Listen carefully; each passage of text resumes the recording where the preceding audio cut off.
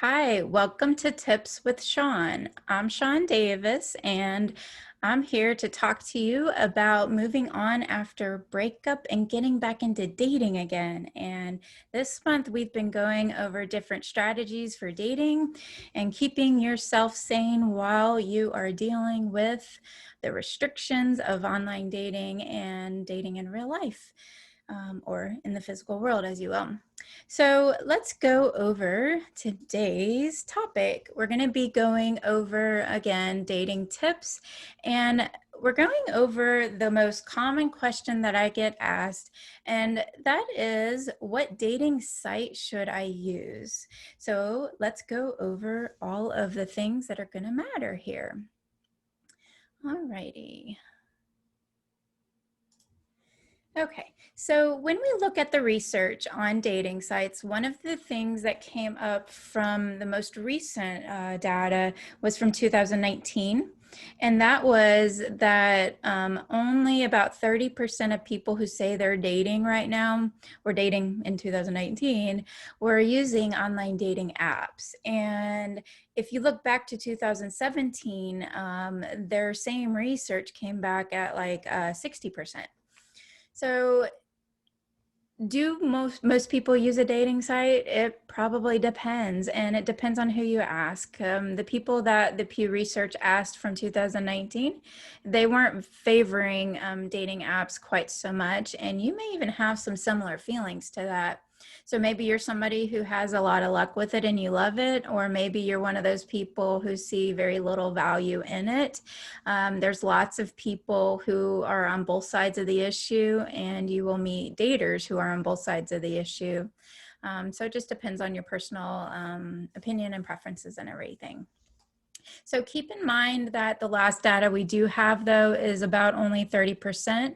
So that means that of the people who are dating right now, you're not getting very much of the dating pie. So sometimes getting off of a dating app can be helpful. In general, when we are on dating sites, we need to remember that they match you just based on who's in your area. And if you pay to boost or subscribe, you're going to not have your profile suppressed. So basically what I mean by that is that if you don't pay, then the app, in order for it to function to boost whenever you pay, is they have to block you from showing up on other profiles, so that when you do boost, you are then magically showing up. Subscription models are very different. A lot of times what they're doing is they're wanting you to pay in order to message. So you might see your perfect matches, but in order to actually talk to them, you're going to have to pay the fee. So when you use an app, it's like walking into a party and then hoping the person you just happen to sit next to on the couch is your perfect soulmate. This typically does not happen when you go to a party, and it's not going to happen on a dating site either. There are sites and apps that have more options than others. So when you are choosing, try not to focus on they're going to match you unless there's a live person that is looking through like pictures and figuring out based on what you really need, this is the person that's going to fit you, then we're relying on a computer algorithm more than likely. And algorithms are just based on what people know about themselves. So if I say that I'm an introvert and you think an introvert is somebody who never leaves the house, then, you know, my version of what introvert means is like the opposite of yours. So we might not really be matched, even though we both call ourselves introverts. So, so some of the matching criteria can be helpful. So like, OkCupid, if you are somebody who's gender fluid, then having gender identities might be really helpful. I do see that a lot of the apps are starting to get much more gender fluid, and you're starting to see a little bit more of those options out there. But a lot of the apps, you're having to make like a new account for each gender you want to date. So just depending on your needs is going to depend on what you need out of an app and how you need to use it. But overall, the same exact company owns the major apps on the market right now. And so Match Group owns Match.com, Tinder, Hinge, OkCupid, Plenty of Fish. Like you're really not getting uniqueness from an app. You're getting maybe slightly different and more maybe luxurious algorithms, or like the interface itself might feel nicer when you swipe, things like that. But the app itself, there's not a whole lot of differences between them. So don't get so caught up on which app you're using. But if you want more variety, then I would, maybe double up on some of the apps that you're using if you want to see if different people come up in your area. But again, this is a very small pool of the market, and there's going to be strengths and weaknesses to each app, but in general, you're not going to get some just like night and day experience from using Tinder versus using Hinge. There will be slight differences, but just play with it. Don't be afraid. Just swipe away and see if you like the people that are coming up, and don't worry about mass messaging. If you're finding it's just the same kind of people, or you're just not really enjoying the experience, it might be time to get off of it. Coffee Meets Bagel is one that is also, it's kind of a smaller, less popular one. One of the downfalls is you get limited matches a day, but if you're dealing with overwhelm, I think Coffee Meets Bagel might be a really good one, because then you're not dealing with, like 30 matches all at one time. You're dealing, with a much smaller pool. Okay, so that's about the dating apps. Now, what other solutions should we consider here? So I want you to consider things like meetup.com, and this is going to be where it's a cataloging site, and they list different adventures, hobby groups, networking groups. So just people that just wanted to talk over coffee kind of groups. You're going to have a little bit of variety of all of that. So meetup.com could be a site where you can look up the kinds of places that you might like. If you don't know what you like anymore, let's say you went through a breakup and you just don't really know what you're interested in anymore, then Meetup is where you want to start. So just look through the different categories and find out things that are appealing to you, and those are the things where you want to try to highlight in order to meet friends. But don't go to Meetup to try to hook up.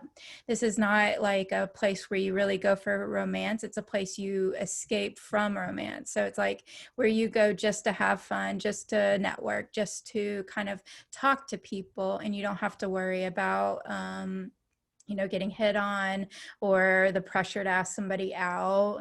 This is just to expand your life beyond the dating environment. You can also join a club. I'll tell you a little story here is that me and my husband were dating on Match.com. And I was getting really tired with online dating, had some bad experiences, nothing like horrendous, your typical kind of like just getting tired of all the matches, or people not having the same goals, or just not feeling the vibe between one another. And so I joined an outdoor adventure group called Team Green in Nashville, Tennessee. And it was this nature hiking kind of group, and they ended up doing a midnight ice skating event. And that is where me and my husband actually officially met. So we were meeting officially, with online dating. And then I got off of the apps and decided I wanted to just meet people in real life, because sometimes that goes through our heads and we just want to meet people authentically, right? So I was doing that and going through that whole spin out in my head, and I didn't want to meet anybody online. And then lo and behold, I meet the person I was already talking to online. So it's like it gave me an excuse to have spontaneity and also a sense of safety, because it was part of this other group. So it worked for me. Other things you can consider here are social advocacy groups, any sort of public policy that's trying to get like, help in your area, you can think about joining those kind of groups. Spiritual groups, things like mindfulness or meditation centers, religious groups will have some social clubs even in their places. And remember, gaming groups, if you're somebody who's into video games or board games, then you might really enjoy a gaming club where people might share that interest. You can go to dating events. You can look at Facebook, the events tab, and they will have all kinds of events that are going on in your area, as well as virtual events. Eventbrite will host speed dating events and virtual networking kind of things. So look for both romantic and non-romantic things, just depending on what you're looking for. Check radio, your newspaper, and general word of mouth. And then the last tip I have for you on other solutions that are not dating apps is getting local, getting into your local community, going to the library and parks and recreation places where they host different live events. You're going to find all kinds of things there.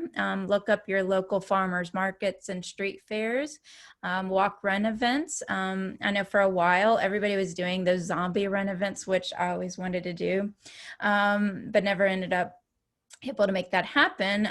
But there's things like that, which I think one of the ones going on now, they have like the tie-dye ones and things like that. So you could start, if it's pandemic time right now, you can start training for something like that down the road. Tea shops, poetry readings, open mics. There's all kinds of things that could be happening if you have a local community that's active. And if you don't, you can choose virtual events or going to communities that might be just, outside your local area. So when you're getting really tired of the dating apps, be willing to get off them and do some other things. Don't just get off the app and think that, us introverts, sometimes we're thinking about how things are just going to magically happen. Mr. or Miss Right might just show up in my living room and I don't have to really put myself out there and start meeting people. In general, even when you're an introvert, you're going to need to put yourself out there in some way. And it's just your choice about what way that's going to be. But these are the things that you got to do is you want to put your effort somewhere, and it's just about deciding where is that somewhere that's going to make most sense for you. And if you need any help with this, we do talk about these kind of things in our group, as well as healing strategies and self-esteem with dating. So if you're interested in either healing your heart or learning how to move on again, we'd love to have you join. All right, guys, take care, and I hope you're having a wonderful single life. And if you're not, we're here for you. So come and join the singles healing community, and we'll see what we can do to help connect.